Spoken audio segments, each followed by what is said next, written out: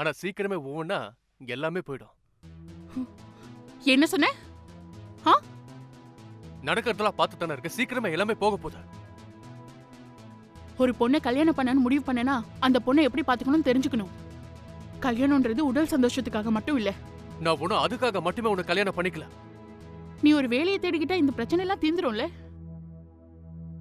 நீ எதுக்காக சொல்றேன்னு தெரியும். உன் புருஷன் நல்லா ஷேவ் பண்ணிக்கணும், நல்லா அழகா முடிய வெட்டிக்கணும், கோட் சூட் போட்டுக்கணும், நல்லா டை கட்டிக்கணும். அப்புறம் எல்லாரும் முன்னாடி கூட்டிட்டு போய் நான் எங்க வேலை செய்யறேன்னு சொல்லி பீத்திக்கணும். அப்படி ஒரு வேலையை தேடிக்க முடியாதா? என்னால முடிஞ்சிருக்கே. ஓ, என்னைக்காவது இதை சொல்லி காட்டுவேன்னு நினைச்சேன். ஆனா நீ ஆசைப்பட்டன்னு கிராண்டா நம்ம கல்யாணம் பண்ண இல்லையா, அந்த கடனை அடைக்க முடியாமலே இங்க வெட்டியா சுத்திட்டு இருக்க.